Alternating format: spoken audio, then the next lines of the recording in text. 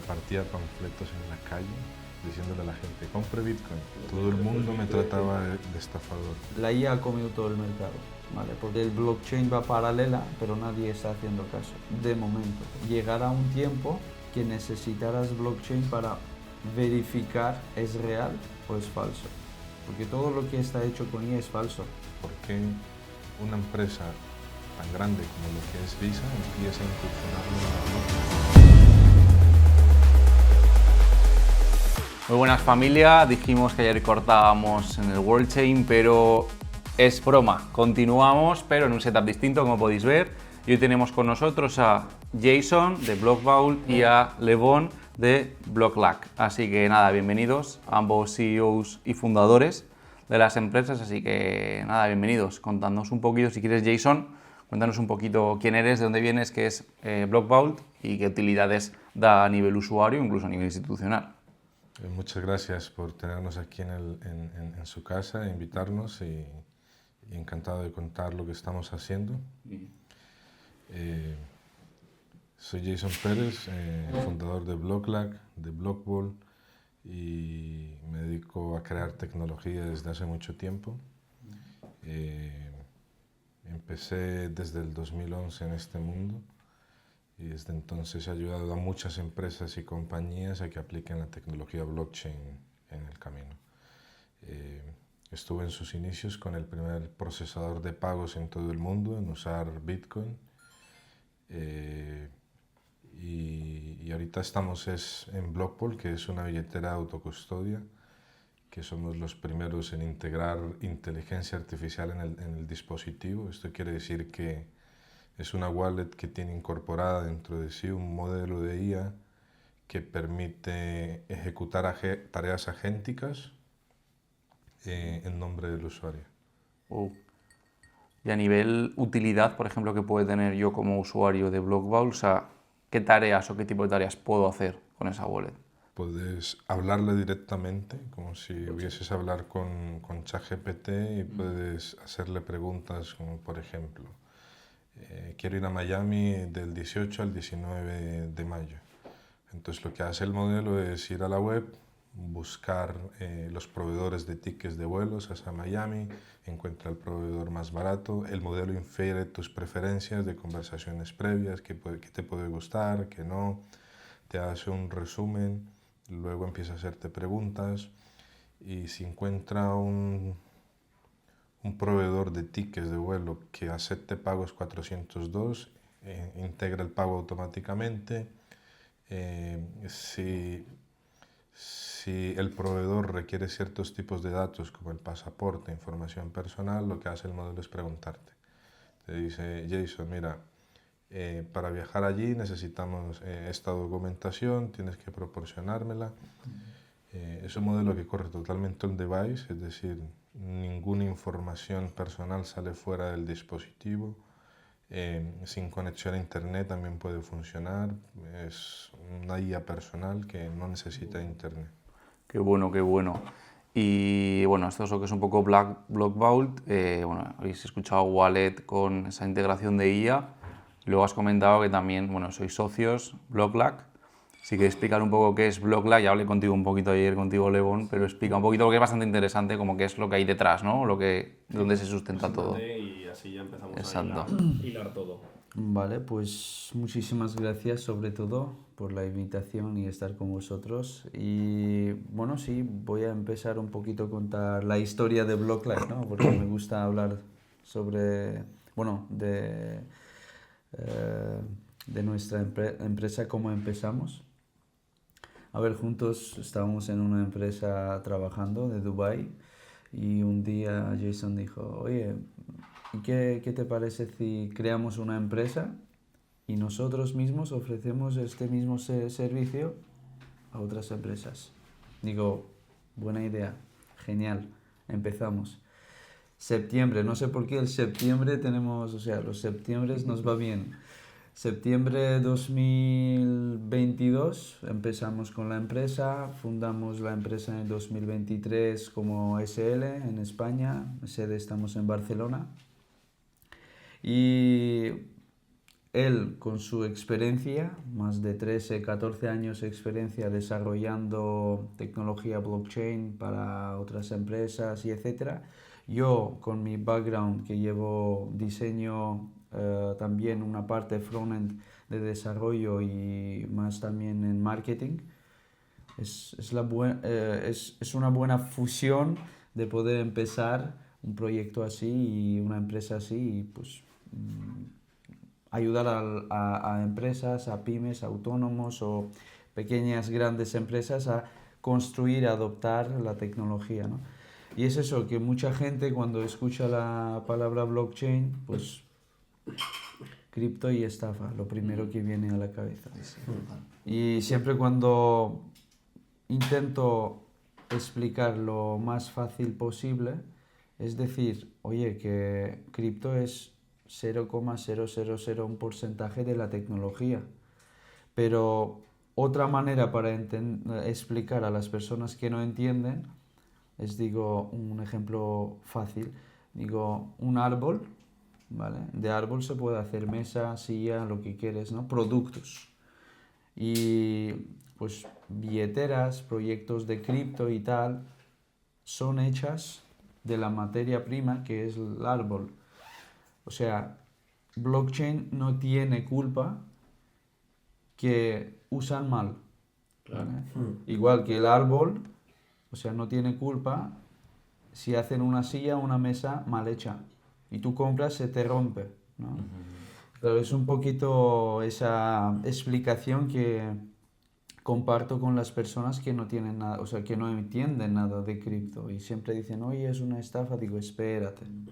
Pues el evento de ayer viene muy bien, estos eventos, que estuvimos hablando con Pachi también, de que se tendrían que hacer más eventos de este estilo, porque al final yo creo que conciencian un poco más a la gente de lo que es realmente blockchain, lo que es la tokenización, lo que son las criptomonedas, para que la gente también se quite un poco ese velo de que es malo, que son estafas todo, que te vas a meter en una criptomoneda y va a ser una estafa. A ver, tienes que saber dónde te metes también, ¿no? O sea, Yo recuerdo que en el 2013, en Colombia, porque soy de Colombia, repartía panfletos en la calle, en una zona que se llamaba La Alejandría, que era como que una zona donde estaban todos los comerciantes de la zona. Yo repartía panfletos, flyers, diciéndole a la gente, compre Bitcoin. Todo el mundo me trataba de estafador. Decía, este está... Porque en esa época estaban sonando mucho las pirámides, de que invierte 1000 y en 2 semanas te damos 2000 y hacían unas estafas piramidales. Entonces empezaron a escuchar de Bitcoin y no, este es lo mismo, que era un estafador, que tal. Luego, a los 5 o 6 meses, Bitcoin pasó de $100, 180 creo que era, a más de 1000. Tenía a todos los empresarios de esa zona llamándome, mira Jason, que yo vi el flyer, al principio no te creí, pero ahora veo que sí. Y recuerdo que en esa zona, la primera vez hicimos una reunión en la terraza en el último piso con todos los empresarios y les empecé a explicar qué era Bitcoin, cómo lo podían usar. Pero ya hoy eso ha cambiado mucho. Pero en aquel entonces... ¿Y en qué momento en 2013 te plantas repartiendo flyers de Bitcoin? Es decir, me refiero, que al final nosotros creo que somos más jóvenes, pero ¿en qué momento coges un panfleto de Bitcoin y te pones a repartir panfletos de eso? O sea, ¿quién te metió o cómo entraste en el mundo de cripto o de Bitcoin para que la gente un poco se ponga en tesitura? Porque ahora sí que se ve como Bitcoin, cripto, muy al día, aunque la gente tenga esa visión, pero claro, en 2013 estaba aún muy virgen, lo que has dicho, pasó de 100 a $1000, ahora está en 60 y pico mil, ha llegado a 126.000 también en noviembre. Ponnos un poco en esa tesitura o cómo fue esa introducción en el mundo. Siempre he sido alguien que le gusta emprender. He sido una mente inquieta toda mi vida. Y quizás en Colombia un niño tiene que hacerse grande muy rápido. Los niños de aquí tienen una vida muy, muy de niños. Lamentablemente en esos países un niño ya tiene que convertirse en un hombre, tiene que pensar en proveer para su hogar. Y yo empecé a trabajar desde muy niño, a emprender desde muy pequeño. Y todo empezó porque monté una casa de cambio. Una casa de cambio es una casa o una empresa que lo que hace es cambiar divisas. Como yo vivo en una zona que era frontera con Venezuela, mucha gente de Venezuela venía a esa parte a cambiar los bolívares venezolanos para comprar pesos. De pronto había gente que estaba en otros países como Panamá, Estados Unidos, que querían enviar y hacer transacciones. Entonces yo lo que hacía era jugar con el arbitraje, el cambio de moneda y hacer esas transacciones, poner el dinero en Panamá, ponerlo en una cuenta en Venezuela. ¿Con qué años? Tenía unos 17, 18 años más o menos. Y empecé a interesarme un poco más por las divisas, ¿no? Porque era lo que estaba en ese... O sea, lo que eran las monedas Globales. que no eran internas, que eran de Colombia, Venezuela o el dólar. Y terminé en foros de internet y recuerdo que me regalaron monedas, pero no sabía cómo usarlas porque era algo muy nuevo, no entendía. Ahí fue cuando recibí mis primeros bitcoins, fueron a finales del 2011, Ahí fue cuando tuve el primer contacto con Bitcoin. Pero ya luego cuando empecé un poco más a entender lo que era la filosofía de Bitcoin, ahí fue cuando empecé a verle la utilidad. A finales del 2012 ya empezamos con una idea de poder crear un procesador de remesas, es decir, que utilizando Bitcoin la gente pudiese enviar desde Estados Unidos a Colombia dinero, porque había muchos inmigrantes y esos inmigrantes en Estados Unidos tenían límites, solo podían mandar $1000. Pero con Bitcoin el modelo que monté fue, tú eres un cajero humano aquí en Colombia, para tener una empresa de remesas como tal tenías que tener una licencia, no recuerdo qué nombre, pero es un tipo de licencia que tiene que ver con los correos. Entonces la forma en cómo lo sorteé fue, le dije a alguien, te propongo este negocio, yo te doy el Bitcoin que puedo recaudar de la gente que quiere enviar dinero de Estados Unidos a Colombia, tú pones el precio que quieres ponerle. En aquel entonces acababa de nacer Bitfinex, que era el exchange que estaba más de moda, porque era nuevecito y tenía bajas comisiones. Entonces lo que hacía esa persona allí en Colombia o en Venezuela es que recibía el Bitcoin por debajo del precio, le agregaba una comisión, desembolsaba el pago a la cuenta de destino, o si lo que quería el cliente nuestro es pagar una factura como una recarga de teléfono, el recibo de la luz o cualquier otra cosa, esa persona la pagaba, subía el comprobante, yo le liberaba el Bitcoin, me quedaba con mi comisión y le decía al cliente que estaba en otro país, transacción hecha, puede estar seguro, aquí está el comprobante. Era un proceso muy manual. Wow, fuerte. Es que puede ser de los primeros, porque es muy pronto, puede que fuese el primer sistema de remesas mundial o Fue el primero. fue el primero, flipa. Sí, sí. Flipa. Sí, sí. Y no fue Estados Unidos, ¿eh? Y no fue en Estados Unidos. No fue en Estados Unidos, muy bien. Qué guay, qué bueno, qué bueno. O sea que a partir de ahí ya empiezas ya eso y luego vas derivando otros tipos de proyectos, entiendo, o cómo es un poco la trayectoria que llevas hasta que llegas a Blockblack y demás. Estuve en bastantes proyectos que van desde utilizar la blockchain para proteger la propiedad intelectual hasta finanzas descentralizadas. En 2017, 2019 tuve una época muy oscura en ese lapso de 3 años. Mi madre falleció y tuve que alejarme de todo. Ahí fue mi la segunda vez que había quebrado en la vida. Porque entré en un bucle de depresión, no quería saber de nada, no quería saber de nadie. Luego, a partir del 2020, ya empecé a levantarme, empecé a a contactar con toda esa gente que conocía de los proyectos anteriores. Participé desarrollando, contribuyendo con el cliente de Monero también. El último proyecto en el que estuve, que fui fundador técnico, que ayudé a crear toda la tecnología de ese proyecto, alcanzó una valoración de 1.197 millones de dólares en Estados Unidos. Tenía más de 3 millones de usuarios en todo el planeta, tenía 3 productos. Phil Education, que lo que hacía era ayudar y dar monedas a la gente que quería estudiar, que quería hacer un curso, pues lo que hacía el protocolo era darle dinero para que completara ciertos hitos a medida que completaba el curso. Luego proyectos como IS Export, en el que creé toda la parte tecnológica.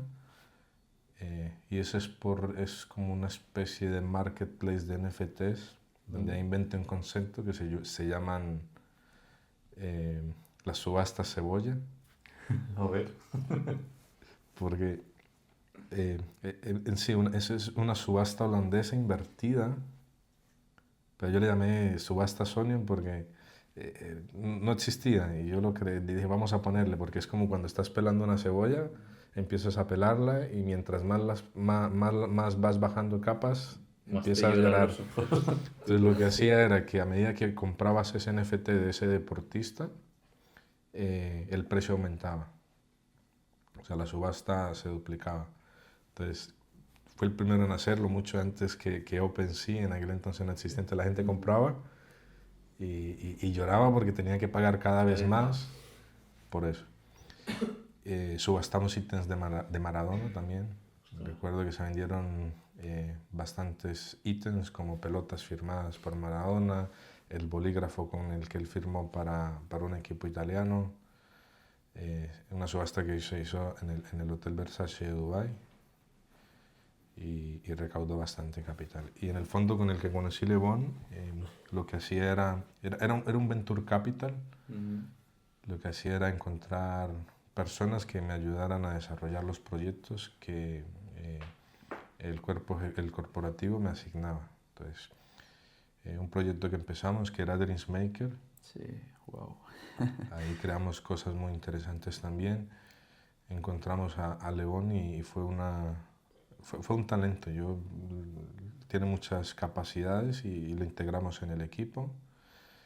Y en ese fondo ayudamos a muchos proyectos a recaudar por encima de los 60 millones de dólares para financiarse en muchos de los proyectos. Bueno, no yo, el equipo que formaba parte de ese Venture Capital. Y luego ya cuando empezó un poco lo que fue la pandemia, Sí. que todos los precios de Bitcoin cayeron, el fondo hizo unas malas inversiones y tuvo que salirse y cerró. Entonces ahí ya en esa época teníamos Blocklac, ¿no? Sí. Sí, ya teníamos Blocklac. ¿Estás hablando de 2000? 22 y... Sí, por ahí. Vale. Y visteis, con lo de la pandemia que has sacado ese tema, es interesante, porque siendo que teníais ya la empresa, ¿visteis un cambio en la mentalidad del mundo, en la visión de cripto o en la visión de las exchanges y blockchain y demás respecto a lo que pasó durante la pandemia? Porque sí que es verdad que ahí hubo como en el mercado, hubo ahí un momento tenso. Hay que decir una cosa, que los proyectos Web3 siempre se están fijando antes de empezar en el mercado, porque recaudan dinero mirando al Bitcoin, ¿vale? O sea, si hay dinero, si el mercado sube, perfecto. Empezamos proyectos Web3, cripto, lo que quieras, pero cuando el mercado baja, todo se para. Hasta el próximo boom que puede haber, ¿no? Y eso lo que hemos notado, claro, nosotros es eso, si nos enfocamos a desarrollar soluciones Web3, wallets, juegos, ahí sí que baja los pedidos, ¿no? Se puede decir así. Pero si nos enfocamos a realmente donde se puede utilizar la tecnología blockchain, ahí hay un poquito el problema, ¿no? Que cuando hablas de blockchain la gente sienta que es cripto y estafa. Pero claro, ahora nos enfocamos más para que no estemos en la volatilidad del mercado, estamos más enfocados a la tecnología, bueno, usando la tecnología en los sectores salud, energía, ¿vale? Por ejemplo, añadiendo una capa más. Eso es lo que voy hablando también, en el sector salud se puede agregar esa capa porque a esa manera, por ejemplo, tú compras una paracetamol, pues te gustaría saber realmente de dónde viene. Tú confías a esas personas lo que te están vendiendo, pero realmente decir, pues esto, pues la trazabilidad. Por ejemplo, en el sector textil, ¿vale? El otro día estaba hablando con un fabricante de textil, digo, ¿se puede implementar blockchain en ese sector? Sí, ¿cómo? Digo, imagínate, yo soy tu cliente, yo vengo y te digo, te hago un pedido y tú me dices, perfecto, tienes de 2 semanas. Yo de dónde sé que el material que me entregas no es de tu stock de 2 años atrás. Pero de esa manera yo sé que la fabricación empezaste el día 1 y acabaste el día 5 y me entregas el día 7. Sí que tiene muchísimas más implementaciones que lo que la gente se piensa, ¿no? Exactamente. Y claro, yo te confío porque te conozco. Y otra persona, y dice, Levón, y pregunto, ¿no? Digo, oye, ¿cómo llegas a cerrar una venta con tus clientes? Dice, pasa 2 años para que puedes llegar una venta grande con un usuario, con un cliente, ¿no? ¿Por qué? Porque durante 2 años la persona te va conociendo. Es un mercado así, ¿no? En textil. Dice, primero me compras 100 metros, luego 150, luego ya después que me conoce bien ya me hace pedidos de 1000, 2000 y etcétera. Pues es un poquito... Y has comentado que os dedicáis sobre todo también a tema salud. Has dicho con el tema de blockchain, ¿no? O sea, estáis derivándoos hacia ese tema o aplicándolo. Sí. Hace poco escuché en un podcast como que decían que hacia dónde íbamos, que no sé, quiero saber vuestra visión a futuro en general, era sobre todo en mercados tanto de salud como de seguridad o ciberseguridad. ¿Cuál es vuestra postura frente a los próximos 5 o 10 años de hacia dónde se puede ir derivando todo el tema de blockchain? Si hacia más tema salud o más tema ciberseguridad, o hacia qué creéis que va a derivar blockchain, o va a crecer, o en qué se va a convertir. Yo empiezo y él acaba. A ver, ahora mismo el mercado de IA ha comido todo, o sea, la IA ha comido todo el mercado, ¿vale? Porque tanto constituciones, estados, países están poniendo dinero para, o sea, subvencionando proyectos con IA. ¿Vale? El blockchain va paralela, pero nadie está haciendo caso, de momento. Y siempre lo que yo digo, llegará un tiempo que necesitarás blockchain para verificar si algo es real o es falso. Porque todo lo que está hecho con IA es falso. Hablemos claro. ¿Vale? Y hablando del tema de salud, por ejemplo, blockchain ahí se puede implementar tranquilamente. Una cosa simple, ¿vale? Y luego paso el micrófono. Cuando estás en hospital, para firmar un consentimiento, te traen un papel, ¿vale? ¿Y qué pasa con ese papel si un médico ha perdido? Nada. Claro, se queda ahí. Pero si firmas, todo está registrado y nadie puede decir, oye, pues también aunque sea en un tablet y etcétera, el programa y tal, o sea, tú firmas y el dato y el tiempo, todo eso se registra en blockchain. Y luego, pues mira, aquí lo tenemos, el justificante y etcétera y etcétera. Es una garantía, pero la gente, pues Tiene que llegar a verlo. exactamente, poco a poco. La adopción. A ver, en España llevo ya 20 años viviendo y la verdad, aquí la gente son muy conservadores. El cambio es, o sea, difícil. Porque estoy bien, esto funciona, no quiero nada. Pero si te estoy ayudando para que te funcione mucho mejor y más rápido, no, esto me funciona, ya miraremos. Me quedo en mi parcela. Exacto. Saber el futuro es muy difícil. Si yo lo pudiera saber, ya empezaría desde hoy mismo a implementar esas cosas que van a cambiar el futuro.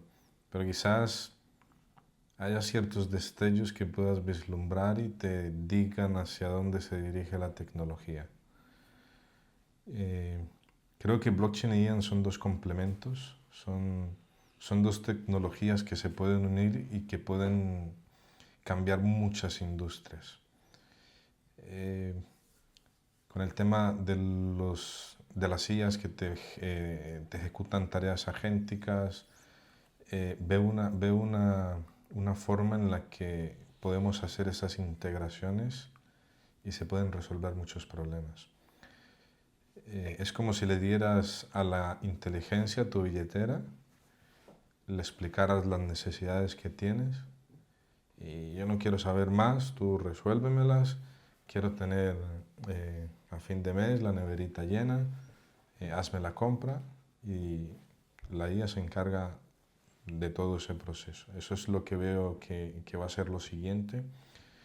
Por eso veo muchas empresas como Visa, que es el procesador de pagos más grande del mundo, desarrollando proyectos como Visa Clay, que son pagos programables para que los agentes puedan usarlos, para que una IA pueda hacer esa acción de tenerte a fin de mes la nevera llena sin que tú lo sepas, le asignas un presupuesto, las necesidades y ya se encarga de buscar los mejores proveedores en el mercado para que puedas disfrutar de eso que tienes. Es un ejemplo, ¿no? Pero ahí es cuando empiezan a cuestionarse por qué una empresa tan grande como lo que es Visa empieza a incursionar no en la blockchain, sino más bien en pagos programables que se puedan hacer desde una terminal y estén hechos específicamente para estos agentes. Algo interesante y es algo que estamos intentando hacer en Global es que queremos crear bucles de consumo y quiero atribuirme el derecho porque creo que nadie lo está haciendo. Creo que hemos sido los primeros en hacerlo. Puede ser que hayan conceptos similares en México o en Estados Unidos, pero nosotros hemos sido los primeros en tenerlo funcional, implementado, funcionando. Y está el concepto, lo que es el B2B, que es la empresa que le vende a otra empresa. Luego está el concepto B2C, que es la empresa que le vende al cliente. Pero luego está el B2A, que es el Business to Agent, es la empresa que le vende a la IA. El humano delega esa responsabilidad para que la IA opere en nombre de él y contrate o pague los servicios de la empresa. Entonces es algo que queremos implementar con muchas empresas dentro de Blockball, como el ejemplo que puse al principio de que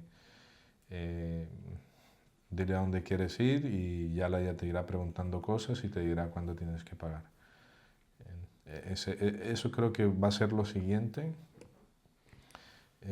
Más allá de los otros temas que suelen surgir, que la computación cuántica, no lo veo aún como tal porque más que todo el ruido mediático de la computación cuántica es que pueda romper la criptografía. Pero cuando empiezas a ver cuáles son los usos reales que podamos implementar nosotros para monetizar o crear algo que pueda revolucionar la industria o cambiar la forma en cómo interactuamos con el mercado, no lo veo. Quizás y de eso sí puedo estar seguro, en la aplicación de las ciencias, en el desarrollar nuevos nuevas medicinas, nuevas combinaciones para desarrollar esos medicamentos. En eso sí que es muy efectiva la computación cuántica y creo que eso sí puede cambiar el bienestar de muchas personas, porque ya vas a tener a un ordenador que hace operaciones demasiado rápido y te descubre un medicamento para X enfermedad. Y ya encuentras la cura para una enfermedad que hoy está quitando la vida a muchas personas. Entonces, en ese campo sí puedo ver que la cuántica tiene un uso que puede impactar a la sociedad de una forma muy grande. Muy bien. Yo para terminar me gustaría que hagáis un resumen, muy breve resumen del mensaje que queréis dar a nivel blockchain, del impacto que queréis que tenga y un poco vuestra visión. Nada, 30 segundos como conclusión final. ¿Qué queréis decir? Si quieres levanto el primero, nada, cortito. Mensaje final ahí, al grano, pam. A ver, si quieres decir la verdad, Siempre. siempre usa blockchain. Si quieres mentir, usa IA. Muy buena, buen mensaje. Buen mensaje. Jason. Yo sí soy un poco más ideológico y poético. Quizás me extienda más de 30 segundos, pero a ver.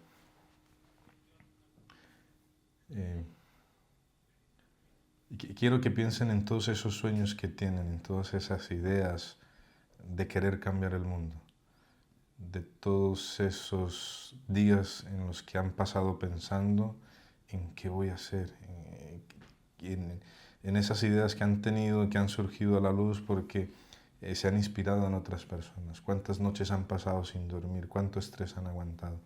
Piensen en todo eso, en los sueños que tienen de querer tener un futuro mejor. Lo único que puedo decir es que esas ideas que nacen en los momentos más oscuros del hombre son las que realmente cambian el mundo. No sé quién dijo esta frase, pero los sueños son las semillas de nuestras realidades. Y nunca dejar de pensar, nunca dejar de decir, ¿y qué pasa si hago esto diferente? No sabes el montón de historias que he escuchado en toda mi vida en que estoy haciendo esto, en que estoy haciendo lo otro.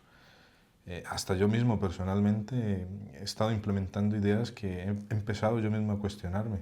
¿Y qué pasa si me equivoco? ¿Y qué pasa si pierdo todo? ¿Qué pasa si me va mal? Pero algo sí he entendido, y es algo que yo siempre le digo a todo el mundo, es que el riesgo que estamos dispuestos a asumir hoy define el futuro que nosotros queremos en el mañana.